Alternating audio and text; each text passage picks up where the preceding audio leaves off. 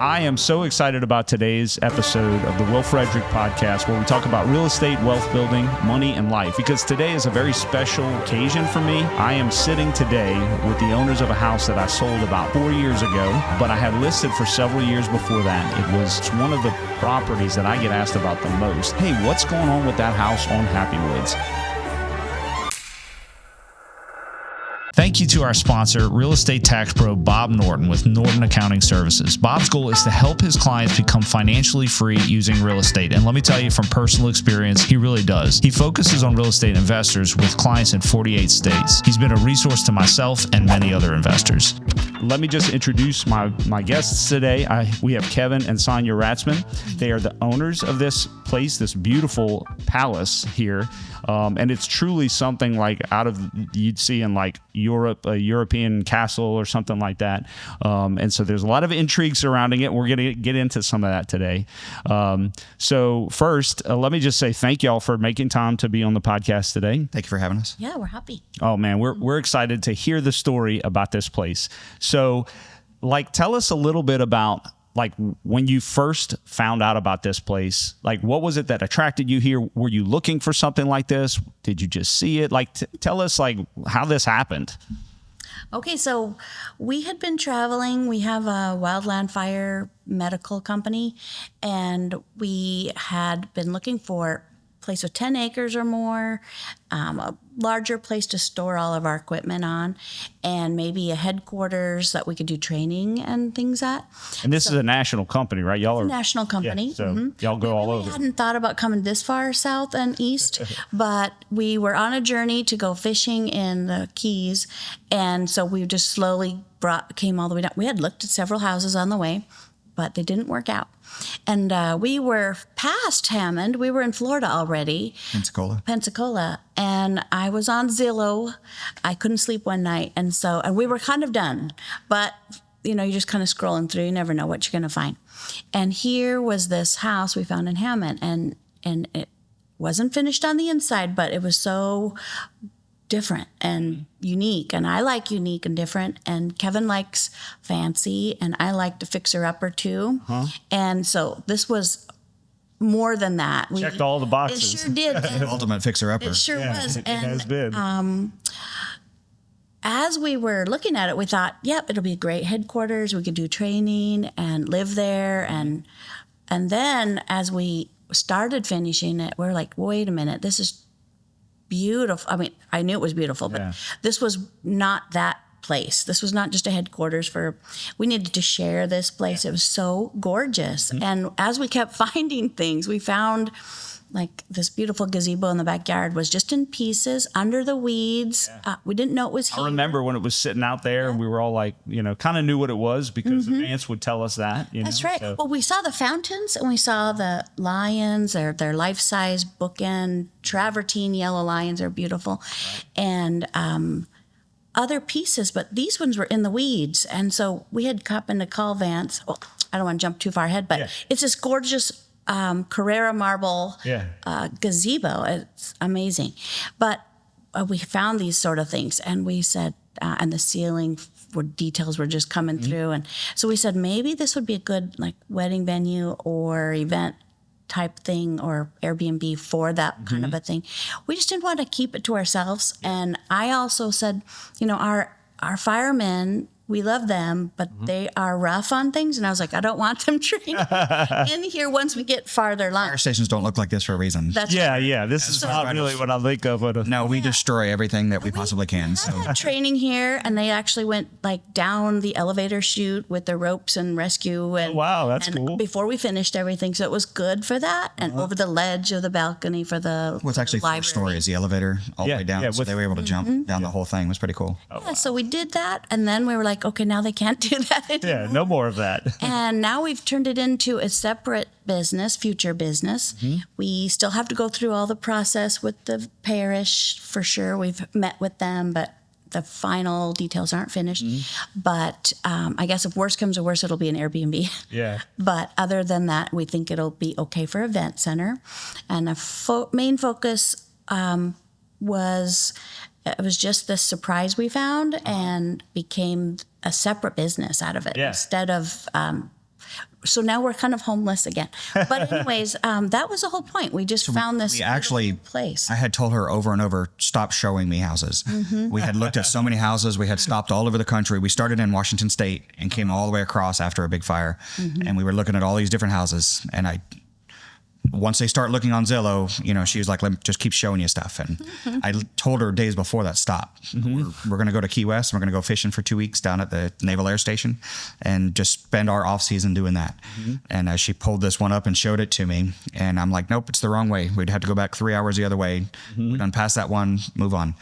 And then she showed me the pictures, and I was like, well, hold on. Maybe we need to turn around and go back and look at this. So my marketing worked. Yeah, it worked. And, for the value of the home on, almost 25 acres for a 30,000 plus square foot house, the new square footage we got on it is 31,240. 31,240 is the actual full square footage, and I think we're at roughly 26,500, something like that, for finished square footage. Living. So it's pretty substantial. So I want to pause for a minute and go back, because even before y'all came on the scene, I believe I originally listed this house in 2017 or 2018, probably somewhere in there. And so I had it for a couple of years by the time that y'all saw it. And even then I got there's a lot of intrigue on the history of this house. And Kevin, you and I were talking about this before we started the podcast. I said, wait, we want to save some of this for the podcast. So this house was originally started to be built because, again, when I listed it, it wasn't finished. It was stud walls throughout about 3/4 of the house. It was just open studs. Some of it was finished, but at the time, it was the original owner. His name was Hugh Sibley, and Hugh Sibley was a very interesting character. He's originally from Tangipahoa Parish. Is that right? Greensboro is where I heard he came from. Greensburg is northwest Tangipahoa Parish, very rural, and he ended up being a very brilliant guy, class action lawsuit attorney. And what I just learned is Kevin said that he actually invented the class action lawsuit. So he was one of the original attorneys for the big R.J. Reynolds, Philip Morris cigarette, people who got cancer, class action lawsuit. That's part of the way he made just gobs and gobs of money. And so it's interesting. You were talking about they were in the process of this lawsuit, and there was a story about he was actually smoking. Tell me what you had told. Yeah. So a second ago. Of course, this is all, third hand, fourth hand. I mean, we're way down the line of hearing the stories, but getting into the lore. Yeah. Which is really cool, because you hear everybody in the community is the same way with you when everybody calls us the Big White House in Happy Woods. And so the new name we're calling is Grand Maison Blanche, which means the Big White House in French. And so that's what we're naming this place. Yeah. Y'all have the website already, right? We do. We'll link that in the show notes. And then we just had a really famous artist, Michael Goddard is his name. And he's making us our logo and we're inventing our own wine brand for here. That's neat. So he made us our own logo, and he's the man as far as he's really famous for olive art. He's from Las Vegas. Okay. He's a cool dude. We actually got to meet him, and we're supposed to be going to his house here soon. So it'd be a really cool opportunity. But he just designed one of the big, I think it's the Raiders have their stadium in Vegas. In Vegas. He was the art curator for the whole thing, and he did all the art in the entire thing. And he's pretty famous. Yeah. So he's helping us out with our logos too. But so anyway, back to Hugh. There was a few people that owned this before Mr. Sibley did. What's the doc's name? Dr. Kidd. Dr. Kidd, Vincent Kidd. The original owner of the land and an old house. And before him was another guy, and I can't think of what his name was, but he was no, it's not done. There's another gentleman that owned it, and he was into trade and stuff like that. So he supposedly liked horse racing, and I guess there was horse racing back here in the day in Hammond. And so he came here. So when we pulled up the driveway, there was old railroad tracks that were used as part of the driveway, the rails, and those were what he was supposedly involved in, was the rail side of stuff. And so that was the original house back in 1905, I believe. Okay. He put the first in-ground pool in the state of Louisiana here. It was an Olympic-sized pool. Olympic-size, yep. It's actually underneath the pool that's here now. They just left the old one in the ground, and they just filled it back in when Dr. Kidd bought the house. And Dr. Kidd is a nephrologist, so a kidney doc, so he made it a kidney-shaped pool. And so that's what it is now. Him and his brother are well-known docs around this area. And then Dr. Kidd had the house for 40-something years. An example is the tree out there. We had a gigantic branch fall out of the tree. tree. Yeah. She's somewhere between 600 and 800 years old is what LSU told us. So she's amazing. But one of the big branches had fallen out this last 2 years ago, I guess. And there's this giant chunk of concrete in the tree. And Dr. Kidd says, I have no idea where that came from. I did not put that there. So this big piece of concrete, back in the old days, they thought when you had a rotting spot on a tree, they would fill it with concrete. And that would stop the rot. Well, we know now that concrete causes wood to rot and it makes it worse. But this gigantic limb the size of a Volkswagen diameter fell out, and behind it is this giant chunk of concrete. But it had been in there before Dr. Kidd. Wow. So you're talking at least 60 plus years back. Well, and not only that, but people don't realize just how big this tree is, because the house is so gargantuan that you look from the road and perspectively, I guess you would say, like it matches the house, but the house is huge. You heard 31,000 square feet. The tree is huge. I mean, when you get up to it, you look at it, you're like, oh my gosh, you know? It's at least half from the front. When you look at it, it's at least half the house is completely covered by that tree. But Mr. Sibley was a nature lover as well. So he made sure when he built the house that he did not disturb the tree. So he went right up to the edge of it. And then his actual suite that he was going to live in was up against that as well. And all his windows were designed to look to see right the tree, at the tree. And you can still see that today. We could probably put 8 or 10 of us together arm to arm, and we can't get around it. Right. Yeah. She's pretty massive. She's not in the greatest shape. We had LSU come out, and Dr. Guidry was his name. He came out and assessed the tree. They can't tell you the exact age of a tree unless they bore it, and we didn't want to bore it and cause any more damage to her. Sure. So he guesstimates 600 to 800 years old. Okay. That's pretty amazing, you know, pre Christopher Columbus. I mean, that's pretty cool. Yeah, that's stuff. And it was a Native American wedding oak prior to, so they used it as wedding oak as well. Okay. So it's kind of tying in with that history. But so one thing we've done to save the tree is we've added these 6-inch columns underneath some of the branches that have noticed that. bracket. Several people have noticed, like, hey, they're supporting the tree. Well, it's the same as y'all's tree in the university. The friendship oak, I think it is. It's not doing so well. If you try to hold a 5-gallon bucket out at the end of your arm, and you can only hold that for very few seconds. At least I can. Maybe somebody else can hold it for a long time, but not me. But if you put something right at the edge of your thing, you can hold that thing almost indefinitely. So that's what we've done on the tree out here. We've added multiple supports to her. So hopefully another big branch won't ever fall out again. Sure. When that fell out, it took a significant portion of the tree with it. But so we've done that, and then now we've added lighting around the bottom of the tree, so it's lit up every day, and we're just going to make it better and better with it. But we want that tree to be here for hundreds more years. So now, unfortunately, she got struck by lightning about 40 years ago. So the center of the tree is dead, but everywhere that those branches grow out to the ground and touch, they actually reroot again. I know that. They create a clone of the original tree. And so everywhere she's rerooted again, it's actually her clones growing on all of the edges all the way around. So it's kind of cool to see how she's doing. But when we first bought it, the far side had nothing touching the ground, but she was about 12 feet off, and now she is just skimming the grass. Okay. So she's about to hit the floor. Yeah, she's about to hit that ground. 600 or 800 years of hurricanes blowing it that way has leaned her this way this whole time, and then now we've just finally got some to touch on the other side, and so hopefully she'll reroot and take off again. But she's doing good. So Sibley was a really, like I said, a nature lover. He was upset anytime they had to cut a tree down on the property or anything else. He didn't like that. The original builders and Dr. Kidd had the entire property landscaped, and anywhere you go, you can't dig a hole without hitting a pipe in the ground. This podcast is sponsored by New American Funding, the family team where family and finance meet. With years of experience helping buyers achieve their home ownership dreams, they're passionate about guiding you every step of the way. Whether you're a first-time home buyer ready to refinance or adding to your real estate portfolio, the family team is here to help you feel confident and cared for through the process. And let me tell you, we've done business with them for many years, and it's absolutely true. They give a personal touch, and we love working with them. Oh, wow. Because they had everything sprinkled, and it was amazing. And that's what we're going to get back to. We're going to actually landscape the entire 25 acres.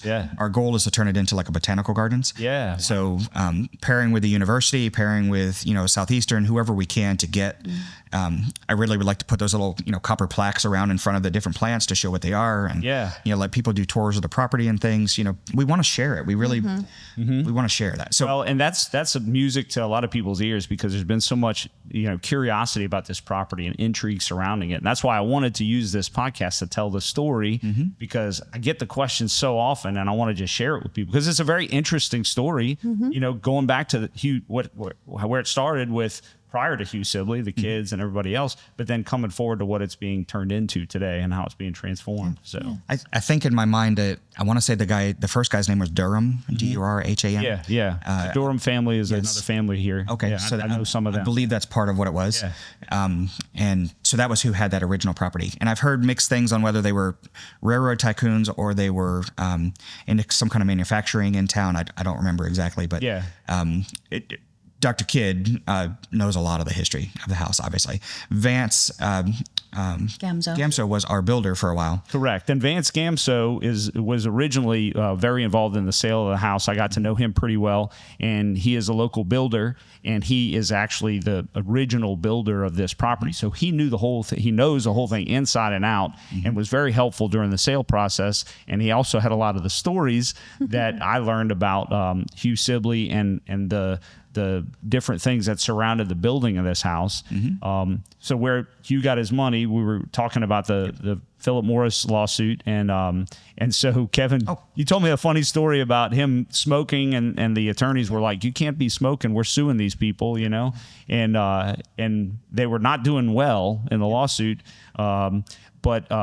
But he kept smoking, and they were like, "Hey, we told you to stop." And he said something like, "Yeah, I'm addicted." Yeah, he's once like, he said, "I'm addicted." They started checking into the chemical properties of the cigarettes, and then that's how they were able to slam dunk that lawsuit and prove that they had been adding chemicals to it that were actually addictive. And so he did that, and then he sued the Jeep company for all the rollovers that they were having back in the day. Yeah, he sued the oil and gas companies. We have a poster board in one of the rooms here of a case that he did for one of the oil and gas companies where some guys were killed, unfortunately, and it was like a $186 million lawsuit that he won that too. And he, from what we understand, so the original house when we bought it, it came with Vance Gamso, who was the original builder. He's a commercial builder. He's built a lot of like literally high rises in New Orleans. He did things for the oil and gas companies. He's a big deal.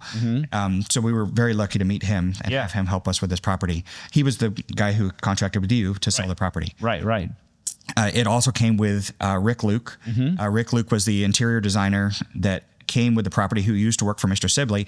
Sibley used to pay the guy $15,000 a month just to sit on retainer, just to go around and shop for him. Amazing job. Great. I wish I had something like that. Yeah. But you get what you pay for. And Rick is, as you can see now in the way he's done this house, he's actually brought, I think, 6 truckloads now of furniture and items into this house. Wow. The house just keeps swallowing them. With 31,000 square feet, I probably need 6 more truckloads. Yeah. It just keeps disappearing in here. And then the other part that came with, and Rick actually, he's world renowned as well.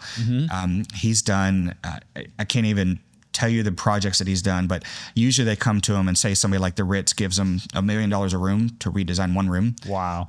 Like he flies all over the world all the time doing this stuff. So he's very well known. A lot of his clients are from Florida, like Sonya was saying earlier. Architect and him work together a lot. Yeah, our architect is Lynn Percival. She's a granddaughter of Robert E. Lee, which is great granddaughter, which is pretty cool. Yeah. To see that lineage come back. And Percival's her last name? Percival. Yeah, Percival. Okay. Lynn Percival is how I always say it. And she is the interior designer. Also world renowned. Her and Rick go as like a pair all over the world. Yeah, that's what I remember that from Vance. Vance would talk. He's an interior designer. Well, Rick is a designer. Rick's a designer. Lynn's the architect. Correct. Yeah, and I remember Vance talking a lot about them and showing me some of their handiwork as we explored this property. And as I toured the property many times with many different buyers who were unlucky enough not to get this house because it was y'all's house. It was meant for y'all. So. What's funny is some of them have come back. They knew Vance. And they said, how did we not see this? Because we saw it, but we didn't see this. I said, you got to have vision. You had the vision. You dragged him back from Pensacola. She did. Yeah. I didn't have that vision. This is so amazing. Yeah. I could just see it. And I just love this place. I did see when we first came, the first night, as we were saying earlier, she brought me back from Pensacola. Spur of the moment. 4:00 at night before Christmas. So it was getting a little dark. and then there was no power, so we had our cell phones. We were like, darn, we didn't bring a flashlight. But just walking through and really the ceiling details and the different things in the bathrooms. Yeah. We knew, oh my goodness, this is done well. It's special. And if you're buying a house like this that's unfinished and kind of scary because you're like, I can't even get a person to come in to tell me what's right and what's wrong with an inspection. You just have to kind of go, well, do we feel like it's done right? Yeah. And that really was Well, and Vance had a lot of knowledge about it. He could tell you where every nail was placed and why. He wasn't with us that night. We had Obviously, that was. I think we're your only client that came here to see this house that you guys were not here. Yeah. Some lady off Zillow brought us here. Yeah. And we And usually, came in, so we didn't get any of the stories. I know, and I'd been calling the realtors direct, but somehow that one got to somebody else. And but Hey, I wasn't complaining. I've been trying to sell this house for years. I didn't care who sold it at that point. I was like, hey, come on. Well, that's the thing is that the house spoke for itself. It did. We walked It really I'm does, yeah. I'm a fire marshal as well, or I was certified in Florida as a fire chief and all this stuff. So when I came in, the level of construction that this house was built, Yeah, you had. they didn't spare anything on this building. Like it's, concrete, steel beams, the walls are, 2x10, 2x12 exteriors with, 1-inch plywood. Like it's, the floor is 1.25 inch tongue of groove plywood. Like there's nothing spared in this house. it was over-engineered, so we could tell it was done well. Mr. Sibley, as he had money coming in and out, he would just say, do this, do that. Rick actually was able to go when Sibley came off the first house, walk around with Sibley in a can of spray paint on the ground and draw the first octagon on the ground with Sibley. And then they got to halfway across, and he's like, it's not big enough. I want to compete with so-and-so out of New Orleans. It needs to be bigger. So that is the Wedding Cake House down in New Orleans. Okay. He wanted to beat the lawyer that owned that at the time. So it was all competition-based, typical males, how we all are. But Bigger and better. He added this on, and then he just kept adding. And then, the lore of the house is the suite upstairs was supposed to be the Clinton suite. It was designed... VIP Because Bill VIP Clinton bedroom. visited this house. He was friends with Sibley. Is that correct? Supposedly been here twice. Yeah. To the property. And they're part of the lore of the house as well. There's a garage that is going to build between us and Larry is our neighbor next door. Okay. Just outside, there's going to be a little courtyard and then another external garage. It's 4-car with a second story on it for additional stuff. But there was a tunnel that was planned underground, and we have the plans on it. And it would pop up in Mr. Sibley's, what we made now as a closet. In the was a closet. suite? He had it split. There was like a closet, and then there was like a room, and that room was supposed to go down. There's a spiral staircase. There's plans. That's how I know. And Rick and Vance telling us, oh yeah, that was supposed to be a tunnel. I remember the tunnel story. Yeah. And then the helicopter pad, and then so it was private all built entrance. for Clinton, so that he could get in and out of the structure without being seen, and all the Privacy. security side, and whoever else he had coming in and out of here. So. It supposedly has a dedicated airspace for a helicopter pad out there. There's so many cool things. The bed that was supposed to go in that room, I guess Mr. Hugh had went to Hugh Hefner's house. And while he was at Hugh Hefner's house, he liked his lifestyle, and he was mimicking said lifestyle. He was a widow at this time. Yeah. Get into that. Yeah. I want to tell that story because that's get into that story. Yeah. As a single man, he was enjoying the fruits of his labor with a lot of young ladies. But he was going to make the bed upstairs a direct copy of Hugh Hefner's Bedroom. With the round bed. They With the said round the bed, was whatever it ordered is. and paid for, just never got delivered because everything shut down. But really, that bedroom was supposed to be the identical, the VIP bedroom. suite. But it was, as I said, it was supposed to be Clinton's. But regardless of politics, whatever, the guy's a great speaker. He does really good at that. But apparently he really loves I women. want to see how far this house came along someday. Yeah. You never know. Hey, maybe we'll. In the grand scheme, he doesn't care. Yeah. But so there's aspects of the house that were developed as they went along that were from people he met in his life. Some quick stories that we've heard over the years of the lore of Mr. Sibley. A simple one is that he was budgeted roughly for himself, roughly $1 million a month to spend at the casino. Oh, wow. He was a Harris. high roller at the casino. He was there for their grand opening. Like they brought him in.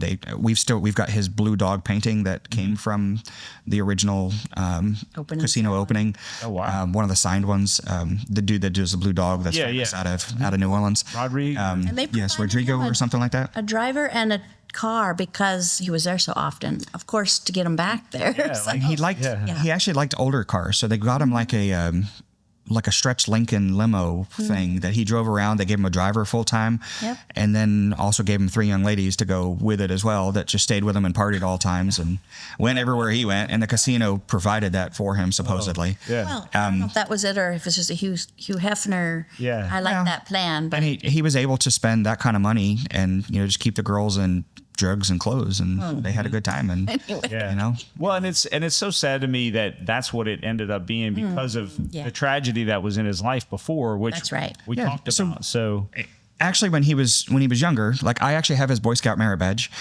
which is really cool because I was a Boy Scout too. And he got his Eagle Scout at a really young age. He got, he went to college. He was brilliant. Like really, he was a really brilliant guy.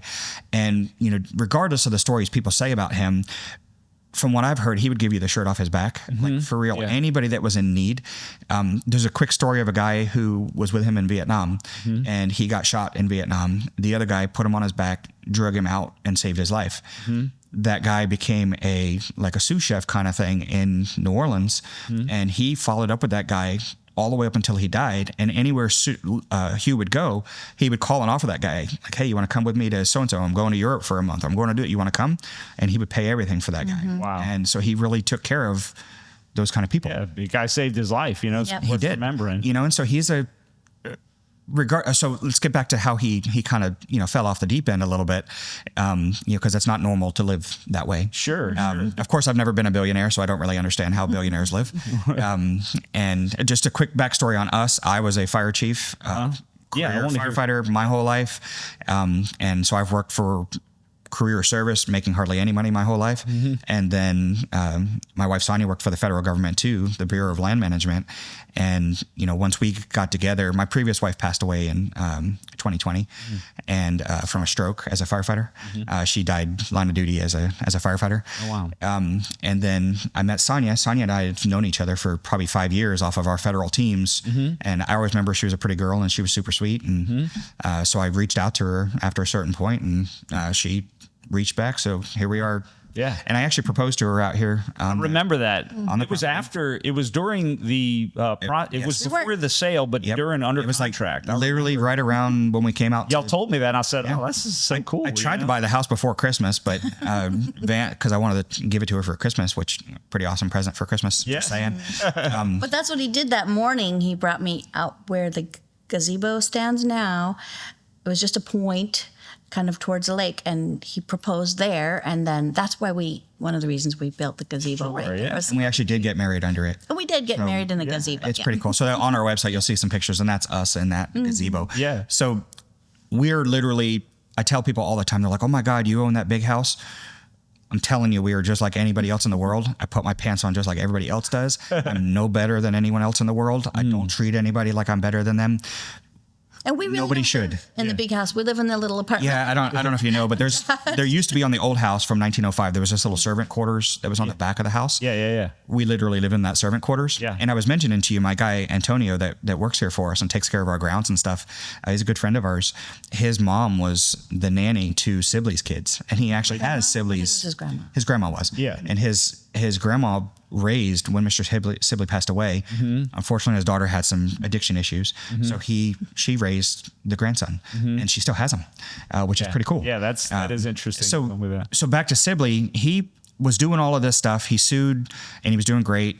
They were still living in Greensburg at the time, and then his wife wanted a Jeep, and she kept arguing, I really want a Jeep. And he's like, well, I just sued Jeep, and because all these rollover issues, I'm not getting you a Jeep. Right. Well, she kept wanting it. Well, he supposedly bought her one, and within a very short period of time, she was coming out of Ponchatoula or coming up 55 into Ponchatoula, rolled it, and it killed her. So, wow. Just this weird turn of events. So, I mean, it's so tragic, and so, I'm sure he, at some level, he blamed himself for 100%. that. I mean, he just proved how dangerous they were, and yet he got his wife this thing. I feel the same. When my wife passed, I was pretty upset. I was on a federal fire at the time, so I wasn't there to do what I do. I save people for a living. Yeah. So I wasn't able there to save my own wife, and she passed. So I've had to deal with a lot of that too. So I woke up at a certain point right after that happened, at like 8 o'clock in the morning, and I had a beer in my hand. Like, I don't really even drink. And I had a beer in my hand at 8 o'clock in the morning. I was like, who the hell are you? Wow. And my kids came to me and they're like, Dad, what's going on with you? Like, you're not who you are.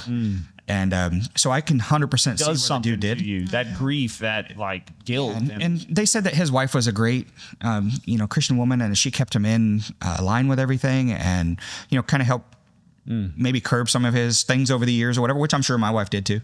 Help keep all of us in line. That's what they do. Yeah, wives are good for that. They keep a good balance. Keep you from doing stupid things. Because we were very good at it. But so after that happened, he, kind of spiraled down for a while and just, started into the drinking, and he was rich beyond belief, and he could kind of do and whatever he wanted. Yeah. And so friends he had to probably influenced a lot of what he did. Yeah.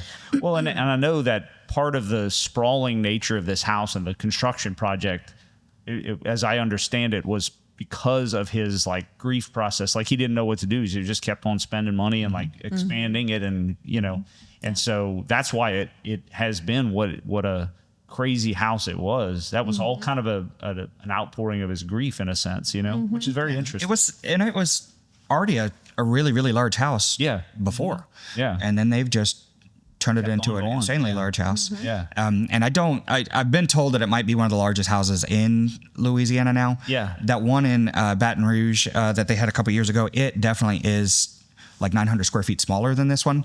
But with the other house that just burned the other day, that one was 50-something thousand. The Nottoway Plantation. Okay. I hadn't heard about that. Oh, it's really? Yeah. It just burned on the 15th. A week ago. It was terrible. Yeah. Yeah, it burned to the ground, and she was just there 2 weeks ago. But it was like just before Rick and I, he took us to see it. I had seen it. His family had been there. They'd actually spent the night and had like a reunion there at one time. But he wanted to show me some furniture. We always look at the furniture and the curtains and the white ballroom that he kept talking about. So we went there, and it was the best one I had seen yet. I'd seen Homa's house and Laura's plantation, and they're very nice, but this one just captured my heart a little better. I just was in love with it. And he was amazed that some of the furniture that was there was things he owned that he brought here. And they weren't quite put together. Like, there's two twins that, became a king. And we have two twins that became a king upstairs. But it's the same builder or same manufacturer, same designer, because it's so beautiful. It's really carved and everything. But we took a bunch of pictures while we were there because of the similarities and what we liked. And there's a curtain that was made in a certain way, and I like to sew. So I said, I'm going to do that.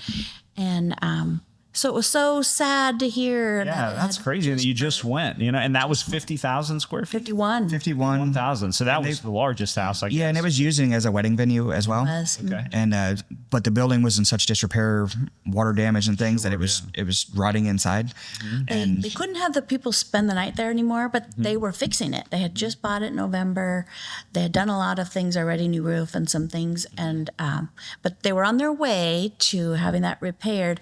But what I noticed is that this beautiful outdoor area for outdoor, sitting and dancing and whatever. Yeah. But that was just finishing the construction. So I was like, because we're building something like that too. But it wasn't quite in the same, but I was interested to see what style they were building it in. And so I think they were on their way, and then it had a problem. Yeah, so they had that place booked out for the next 2 years, roughly. Wow. So we kind of reached out to them, not really stepping on their grave, but just to mention that you already have all these events planned. You can't hold them anymore. And instead of just losing all of that, let's partner together and let's use this place. That's a great idea. Because this is the grand vision for y'all is a wedding venue, right? I mean, that's the... In the long term, we have to follow between what the fire marshal and then the county and not the county, you guys call it parish here. Parish, the Louisiana thing. So with working with the government, we've talked to several of them. They're very excited about, potential future of this house. Right now, it is 100% a residence. It is not doing anything else. It is not business. It's not anything. It is a residence. We are finishing it completely as a residence. Long term, we would like to have it as a wedding venue. We have a master plan that's building an additional 30,000 square foot actual chapel. I don't know if you know the Billy Graham Ministries. Pretty famous. We got to meet them when we volunteered for 4 months in Asheville after the hurricane. Right. Yeah. And so we did medical care for about 1,100 people for free. Wow. That's awesome. Sutures, medications, all kind of cool stuff for these people. Great job. Thank you very much for that. They were very generous. It was pretty sad. It's very disappointing because we're on federal, or we used to be on federal management teams and go around all these disasters all over the country and do this stuff. They weren't there. Like we just kept saying, where is the government? Where is it? And they weren't. If it wasn't for all of the aid organizations and then people like us that volunteered. I was actually treating, one patient I had frostbite on 3 of his toes in the United States because he didn't have anywhere to live and it was freezing. And, like that should never happen in the United States. Like he wasn't climbing, mountain and got it. He literally was sleeping on the ground in Asheville, started Carolina. Snowing. I mean, it was. But I'm just saying the government wasn't there. So we stepped into that spot and took care of those patients. So it was a pretty awesome experience. But while we were there, Billy Graham's wife, his name is Will Graham, the grandson, and his wife, Kendra Graham, came in and she volunteered for us for a couple months helping with patients. She's a nurse. And one day, when she first came in, we're like, well, who are you? She's like, oh, I'm Kendra. And she's got Graham, like a graham cracker. I'm like, oh, okay, cool. Whatever. I wrote her down. After like didn't share. 2 months into it, she goes, somebody realized who she was. And she's like, yeah, that's me. But she was a very sweet, humble lady. So was her husband. They came out and he let me drive his car. What's that thing called? Rivian. It was a truck. It's a Rivian thing. That thing does like a 0 to 60 in 2 seconds. It's pretty cool. It's pretty. But like just literally driving around with Will Graham in the car. Like he's going to be the one that runs the entire evangelical thing. Cool. But they were recognizing us. They brought us to have dinner with them. And I'm like, dude, you guys do so much more. We're like, we're doing nothing. But anyway, we got to see their family chapel. Of that. Their chapel is amazing. So we're going to build an identical version of it right here. Oh, that's so cool. And it has history. Y'all still in touch with them? Like kind of say, hey, can we have the plan? Oh yeah. That's cool. Great people. And they're really supportive of their community. It's cool. They have this little ticker inside their offices as you're walking through with everybody else that, it's how many people are accepted Christ as their savior today. And it's just this steady awesome. Ticker thing going. And it's amazing what they do. And they told us they had over $300 million donated just to help with the restoration up there, and they're helping so many people. It's a great organization. So anyway, so we want to build their chapel, and then we're going to have it next to it the actual reception facility, the dining facility, the dance hall, all that. Because as great as this house is, it's more of a house. It's a residence than as a. Hugh did design it for partying. Oh yeah, that's why there's so many gathering rooms and party rooms, and there's literally a bar in almost every room. There's stuff everywhere, but there's no real major large gathering areas other than external. We would like to use, and we would like to start planning some outdoor weddings that people can use out in front of that dang amazing 800-year-old tree, this big fountain we found laying in the dirt. Yeah, the fountain, everybody loves the fountain. Y'all put that together, It was here, all of this marble. We have a little marble right out here yard out there too that is, there's another fountain. Right now, beautiful. And there's some pillars. There's a spot near the lake. I don't know if you remember, kind of like comes down and it's like a little bowl. Well, we're going to make that into an amphitheater. Yeah, and, I remember you told me that, And there's pillars that we're going to put down there. They're marble pillars, and it'll be so pretty. It's a natural spot that was an amphitheater already, I thought. So, well, I'm so grateful for y'all because I got to see this house and hear the stories, and I saw the vision. I could see what it could be.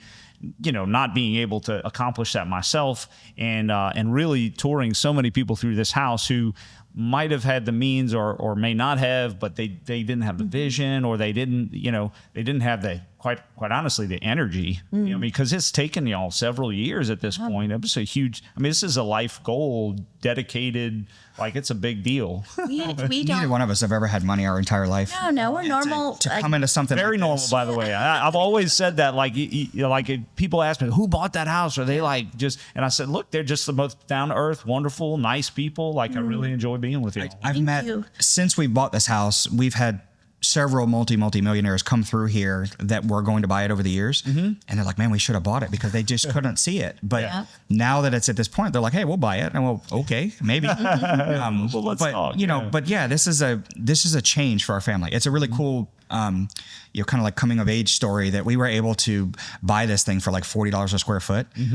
Put all the money into it that we've had. It was very hard to build this place because lenders do not lend on a house that is bare studs. It has to either be complete or you're starting in the beginning. They don't coming in mid-project. No, they don't. And then to come into one that's 31,000 square feet, we couldn't find anybody. There aren't any comps for that. Like you said, it's the biggest house in Louisiana. And we're trying that now. We're trying to get another appraisal. We had one done a year ago, but it didn't account for all the square footage, but it was 7.2 million or something then.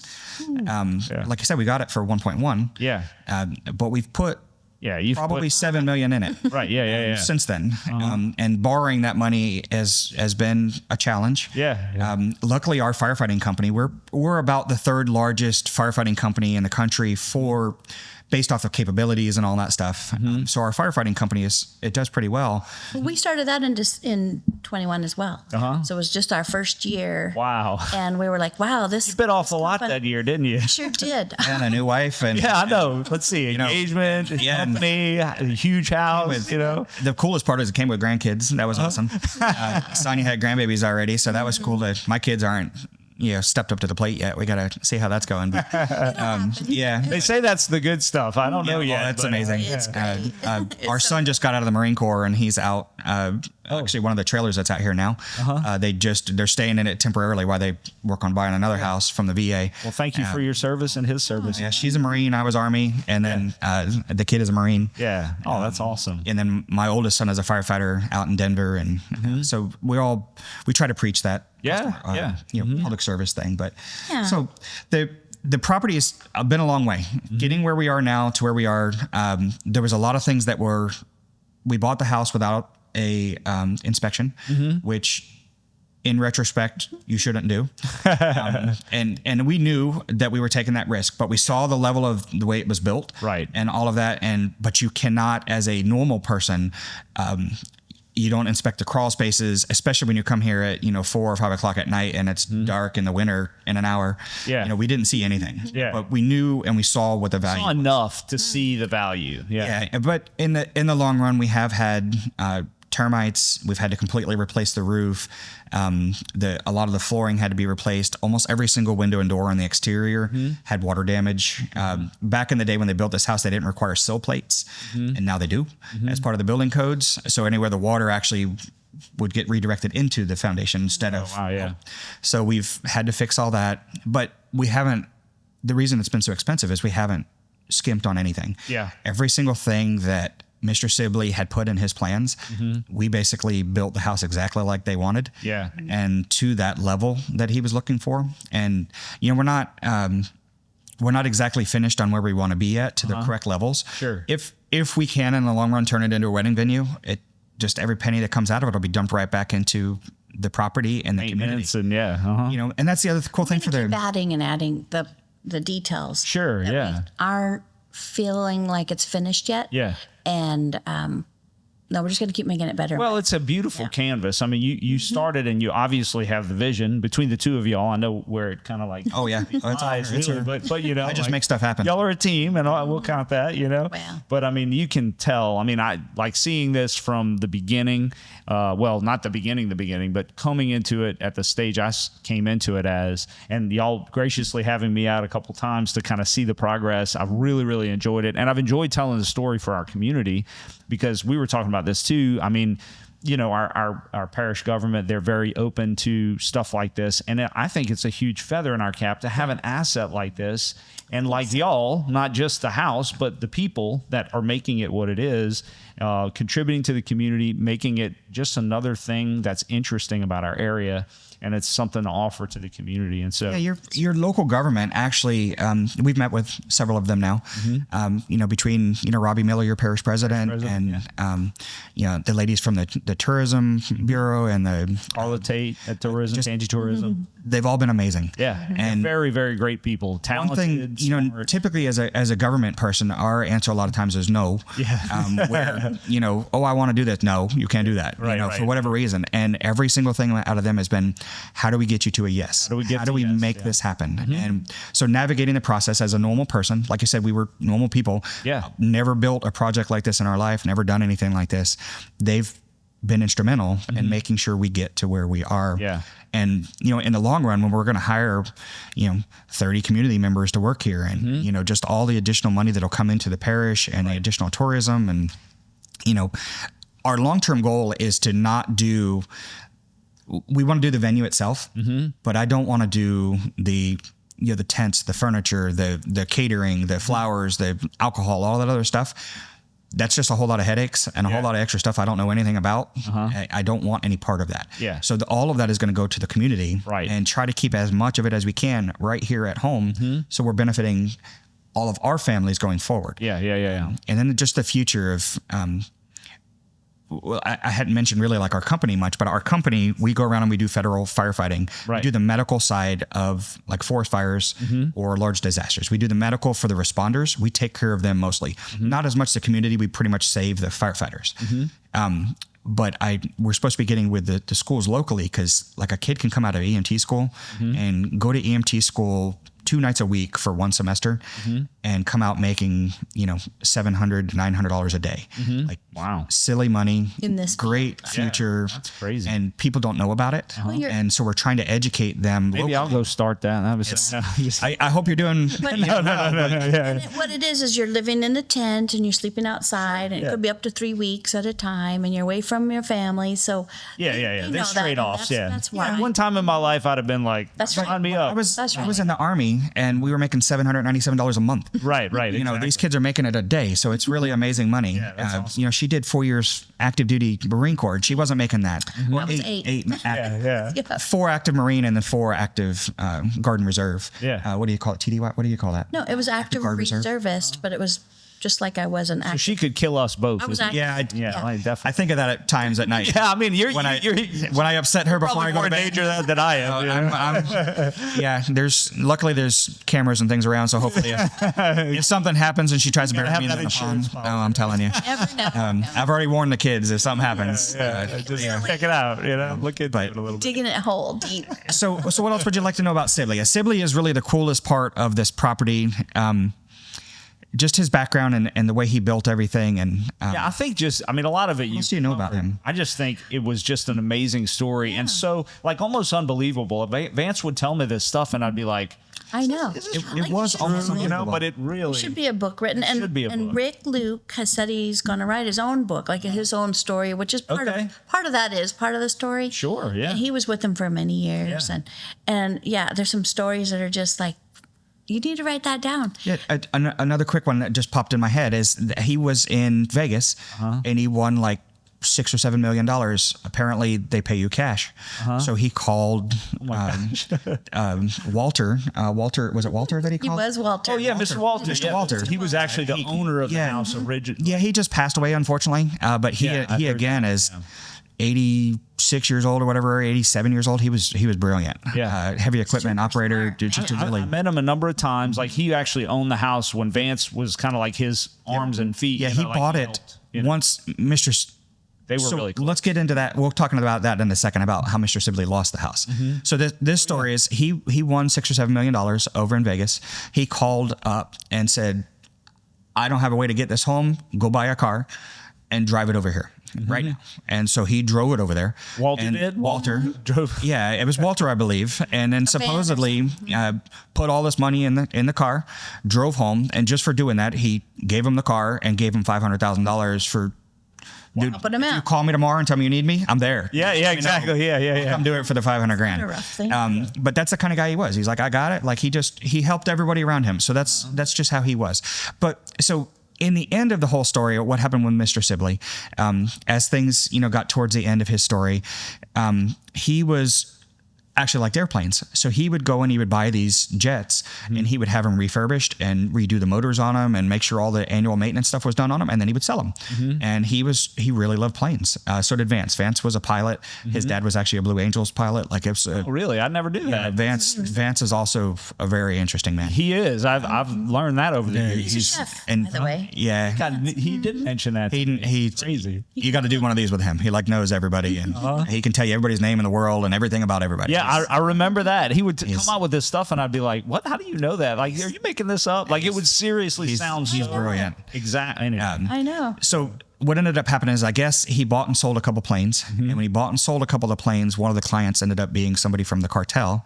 And somehow the federal government tied the money into basically money laundering for the cartel. Oh, okay. And so that's when they stepped in and they took everything. So Mr. Sibley himself wasn't...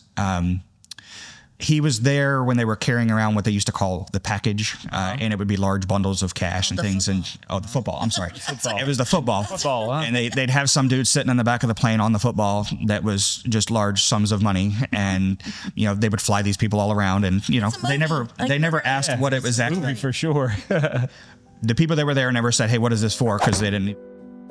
Your home is often your largest investment. Trust the professionals at Fleur de Lis Law and Title for reliable, secure closings. With 10 offices across South Louisiana, Fleur de Lis is your trusted partner to ensure the title to your home and the money you invest are secure. The experienced attorneys and staff at Fleur de Lis can also take care of your real estate planning and succession needs as well. Fleur de Lis Law and Title, Louisiana's leader in reliable, secure closings. And let me tell you, we do the vast majority of our closings with Fleur de Lis. We have had great service. The attorneys here are just fantastic. So we love doing business with them. We highly recommend them. They didn't want anything to know about that stuff. There's just some killer dude sitting in the back with a football. Just chill. Don't mess with them. But anyway, the federal government somehow got involved, and they came out here one day and they shut them down. Seized everything. Yeah. So the gentleman went from, a normal, hardworking kid, busted his butt through his whole life, became brilliant as a lawyer, literally a billionaire, and lost it all. So kind of like a Icarus or whatever, flew too close to the sun thing. Yeah. He progressed all through life, and he was flying high. Yeah, he still had veteran benefits, so he was getting some medical attention from the VA. He had an ankle bracelet, darn it, and he was back here in that 2-bedroom apartment, and they had cease and desist on the whole house was just shut down. Yeah, they couldn't build on it. So I'm sure that hurt him. Yeah. He would sit in the living room back here in the old sunken living room area, and it had a fireplace, and he would just burn wood in the living, and he would sit there, and when we got here, there was 2 rockers from like Cracker Barrel, which is good for them because they were still working, 20 years later. But at the end, unfortunately, he became a convicted felon, had an ankle bracelet on, had a car in the yard that didn't run, supposedly was missing doors and things. Like it was bad. Wow. So he went from sky high to nothing. Rags to riches, back to rags. And then, dust to dust. We all go.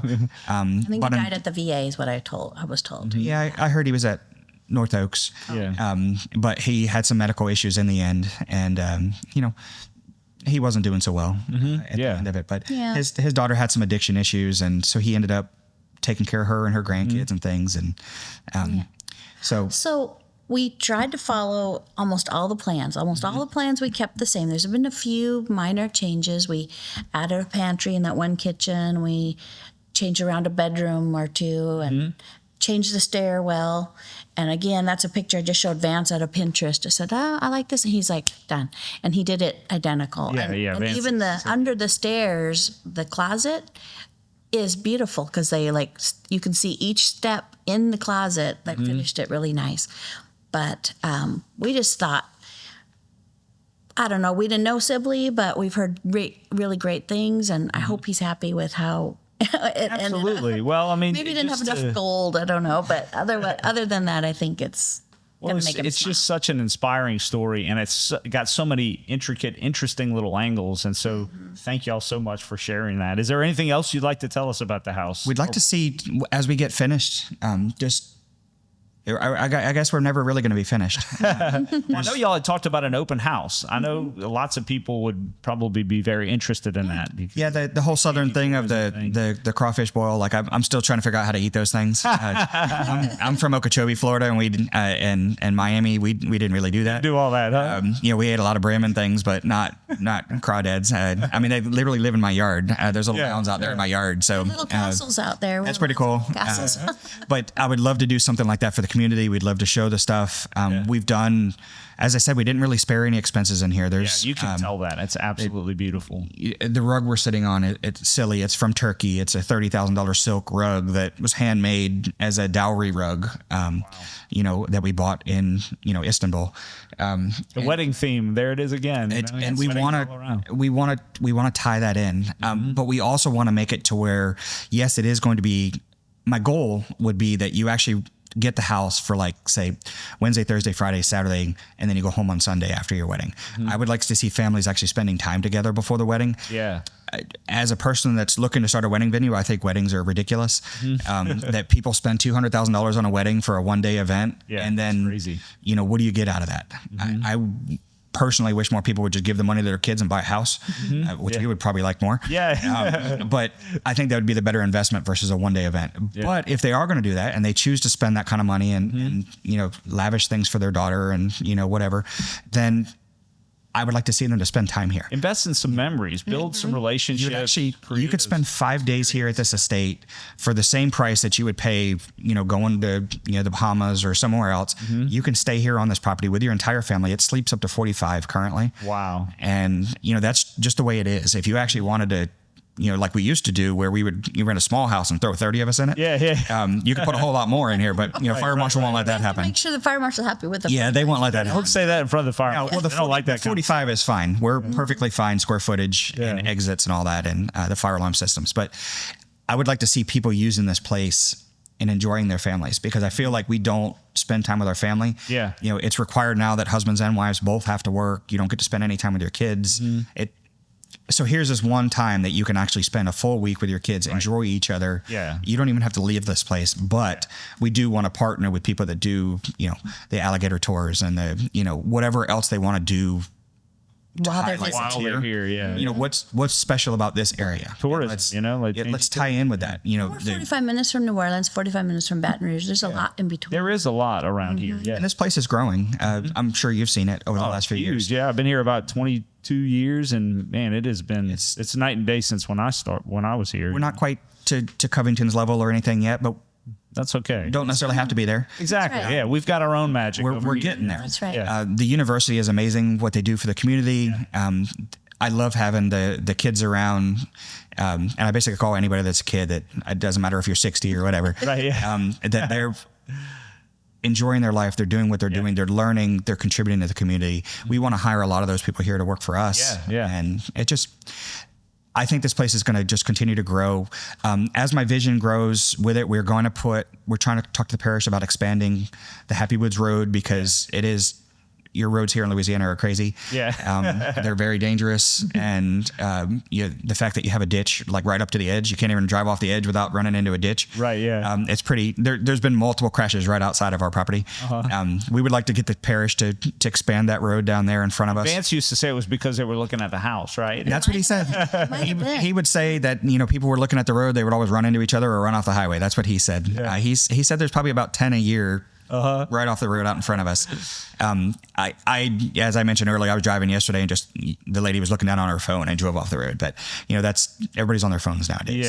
But unfortunately, if we can landscape this place, I want you to come through. There's going to be a gatehouse up at the front. And we have it all drawn out on plans that we have to take to the parish. I remember the original plans. It's exactly the same one. It's an identical replica of this house. And it's a gatehouse that sits down there where I moved that semi-trailer to. Octagons. It's probably a little different. Because we have 2 octagons, a little bridge over. And you drive underneath. So this part that you normally walk in here, you'll be driving through. Okay, cool. But it'll look identical, and that's be where the security in conjunction with the sheriff's office and all that will be down there. Live there, they have a little kitchen and big fancy driveway there. And then we're going to landscape the crap out of this place. It's so many plans. I think it's Willow Grove Landscape had done the plans for it, and they were like almost $2 million to fully landscape this place.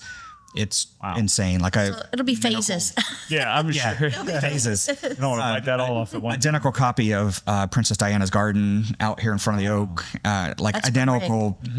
It's a lot of cool stuff that's going to go on here. So just keep watching us, keep seeing. Yeah. If you know anybody that's looking for, an Airbnb or a wedding, we're thinking in the long term, like, the movie stars going to New Orleans filming and stuff, like, they could drop their helicopter here or car and be back and forth. We try not to go to New Orleans all that often. Just no offense against New Orleans, but it's a really nice VA. It's beautiful. Just my safety is not as. Yeah, well, this place is pretty safe. Some challenges for sure. Yeah, nice. and like I said, I'm not trying to bash them. It's not my favorite place. But I was born and raised in Miami, so I was born in the exact same. He knows. Yeah, you know how it is. This is different. This is a safe feel. Yes, everything's locked. Yes, everything's secured, and we have security systems and things, but you don't feel that way. Yeah, you don't feel like you have to walk around. Yeah. You kind of know people here. It's got a great small feel, like the Hammond Ponchatoula area. I love how you guys tell each other, sweetie, baby dear, hey, sweetheart, I know. I'm from Minnesota, so I was a military brat, so I've been a lot of places, but Minnesota is one of my homes, and we're Minnesota nice. Yeah. Oh no, I said, Louisiana is nicer than Minnesota. The people we're at the top of Mississippi, and you're at the bottom of the Mississippi. Yeah. So it must be something in that water, maybe. In the water. The way you guys, it's good. Yeah. Besides the history that was of all of the South, I really feel like for the most part here, people don't care if you're white, black, purple, green. They don't really care. It's like whatever. As long as you treat them with respect, they treat you with respect. That's all you should ever ask of somebody, is to treat you with respect. That's right. And so this community really does that. I had never heard of Ponchatoula before. It's a great little place. Everything around here, we love this place. It's been very So we have no plans on going anywhere. Unfortunately, if somebody came in and offered you an ungodly amount of money to walk away, I might. Yeah. I really want to live. Sale, right? Yeah, I want to live on the water and go fishing the rest of my life. It's really what I want to do.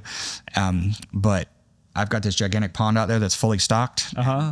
People stop all the time. Like, hey, can we fish there? I'm like, yeah, come on in.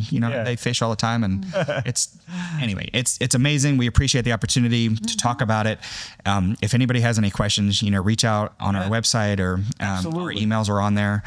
And we would love to, like I said, it's called the Grand Maison Blanche.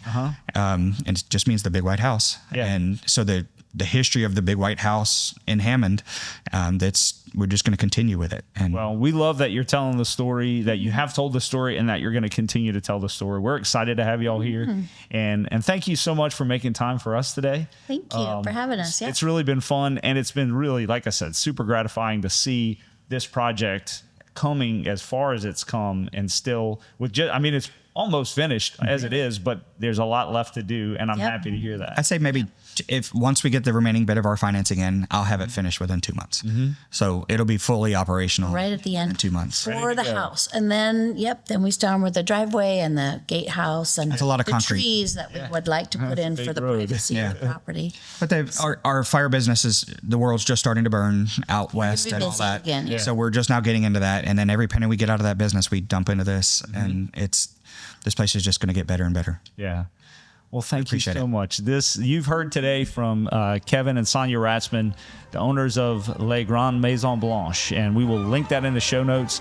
But we're so excited. Thank you so much for joining us today on the Will Frederick Podcast, where we talk about real estate, wealth building, money, and life.